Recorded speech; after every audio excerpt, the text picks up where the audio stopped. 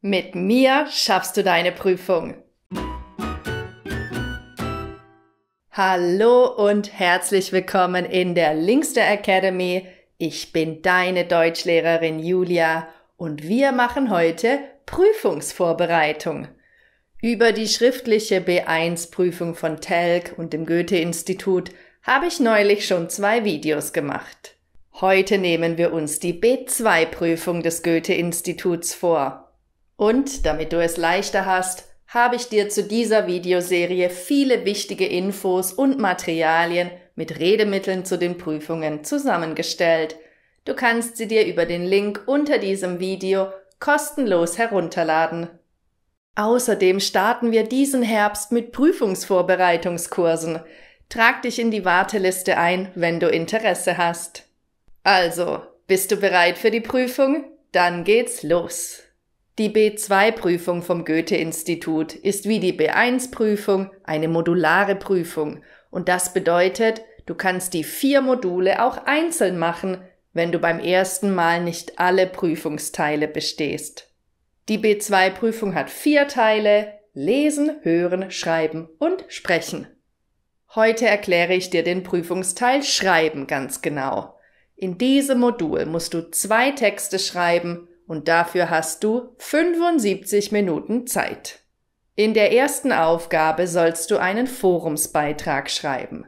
Für die Bearbeitung dieser Aufgabe schlägt das Goethe-Institut 50 Minuten vor und wir schauen uns mal die Aufgabenstellung an. Sie schreiben einen Forumsbeitrag zur Verschmutzung der Umwelt. Äußern Sie Ihre Meinung zu Plastikverpackungen im Alltag. Nennen Sie Gründe, warum Plastikverpackungen so verbreitet sind. Nennen Sie andere Möglichkeiten, Dinge im Alltag zu verpacken. Nennen Sie die Vorteile der anderen Verpackungen. Denken Sie an eine Einleitung und einen Schluss. Bei der Bewertung wird darauf geachtet, wie genau die Inhaltspunkte bearbeitet sind, wie korrekt der Text ist und wie gut die Sätze und Abschnitte sprachlich miteinander verknüpft sind. Schreiben Sie mindestens 150 Wörter. Da diese Aufgabe standardisiert ist, hast du immer 4 Aufgabenpunkte und die einzelnen Inhaltspunkte variieren von Prüfung zu Prüfung nur sehr wenig. Du musst immer deine Meinung zum Thema äußern, Gründe nennen, dir Alternativen oder andere Möglichkeiten überlegen und Vorteile nennen. Natürlich sollst du auch einen kohärenten und gut durchdachten Text mit Einleitung und Schluss schreiben und zeigen, dass du den Wortschatz und die Grammatik auf B2-Niveau hast. Du musst mindestens 150 Wörter schreiben und die einzelnen Abschnitte gut miteinander verbinden. So, hast du dir schon überlegt, was du zu dieser Aufgabe schreiben würdest?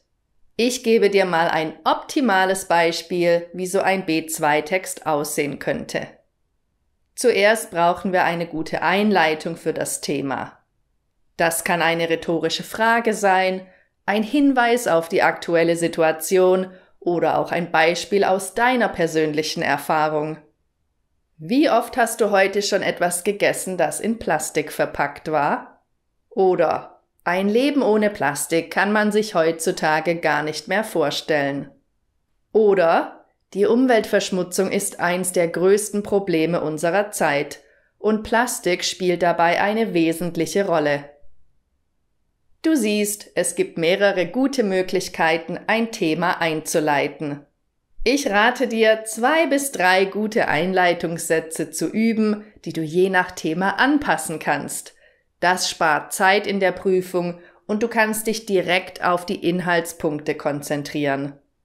Die Reihenfolge der Inhaltspunkte bestimmst du, aber du musst zu allen etwas schreiben.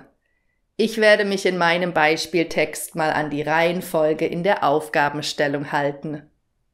Ein Leben ohne Plastik kann man sich heutzutage gar nicht mehr vorstellen. Plastik ist überall, in Lebensmitteln, Kosmetik und Elektronik. Ich bin der Meinung, dass die Nutzung von Plastikverpackungen stark reduziert werden sollte, da sie schwer abbaubar sind und sowohl die Natur als auch die Tierwelt gefährden. Plastikverpackungen sind so verbreitet, weil sie günstig in der Herstellung, flexibel, leicht und robust sind. Sie bieten guten Schutz vor Feuchtigkeit und Schmutz, was sie für viele Hersteller attraktiv macht. Zudem sind sie praktisch und vielseitig einsetzbar. Es gibt jedoch umweltfreundlichere Alternativen. Glas, Metall, Papier und biologisch abbaubare Kunststoffe sind gute Möglichkeiten.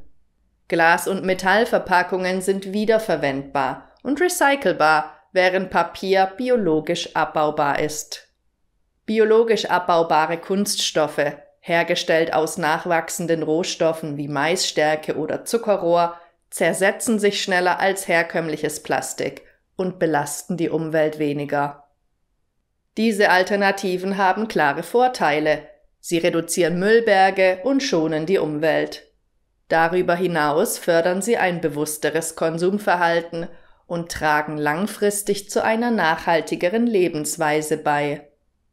Der bewusste Verzicht auf Plastikverpackungen ist ein wichtiger Schritt für den Umweltschutz. Jeder von uns kann dazu beitragen, indem er auf umweltfreundlichere Verpackungen umsteigt und so unseren Planeten schützt. Na, wie findest du den Text? Ich habe 189 Wörter geschrieben und alle Aufgabenpunkte bearbeitet. Ich markiere dir mal die wichtigsten Redemittel und Strukturen, die du für deinen Prüfungstext nutzen kannst. Du findest sie auch in den gratis Download-Materialien.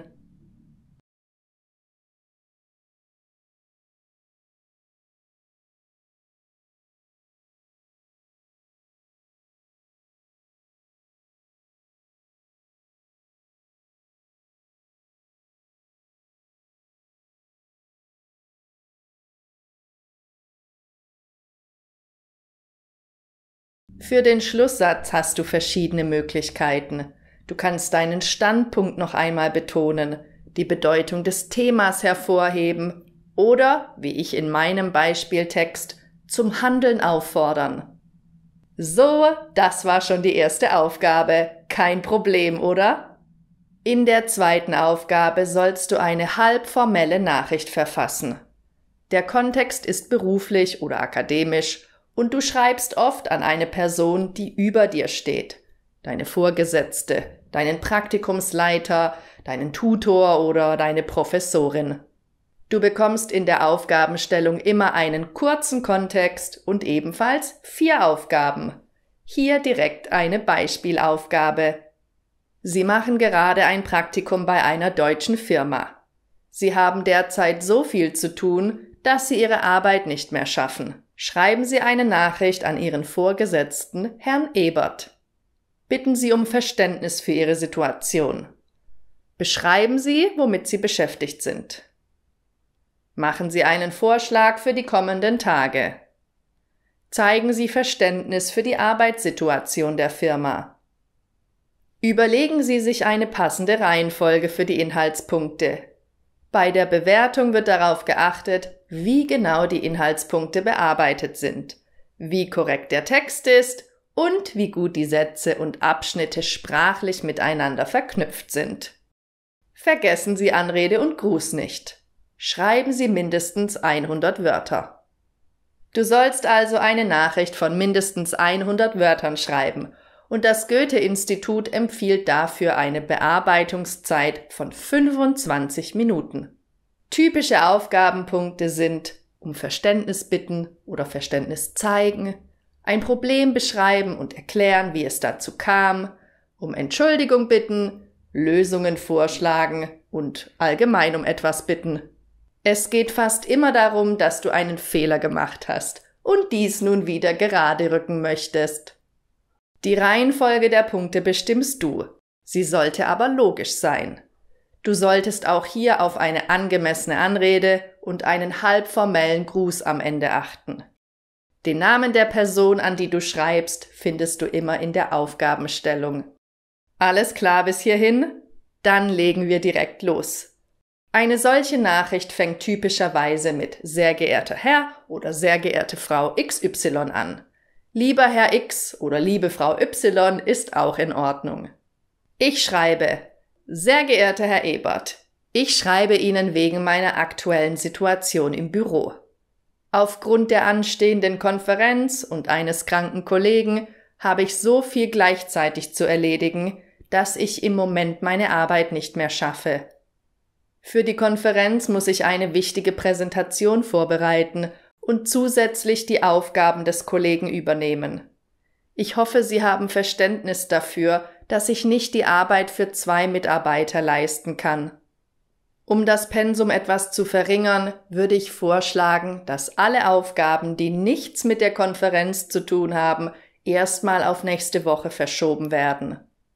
Ich verstehe selbstverständlich, dass in der Firma zurzeit viele wichtige Projekte anstehen und alle Aufgaben erledigt werden müssen, hoffe aber auf Ihr Verständnis für meine aktuelle Situation.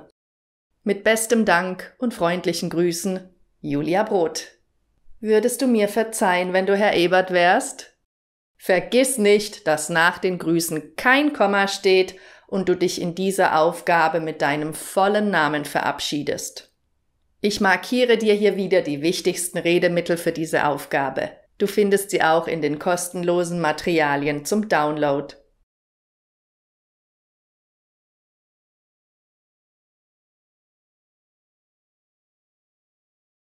Ja, das waren im Prinzip auch schon die beiden Aufgaben in der B2-Prüfung des Goethe-Instituts. Ich hoffe, du hast einen guten Überblick bekommen, wie sie funktionieren. Hast du noch Fragen zur Prüfung oder zum Prüfungsteil Schreiben?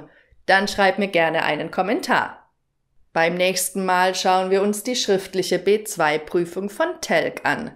Also schalte nächsten Sonntag wieder ein. Ich sag dann mal Tschüss, bis dann, deine Julia.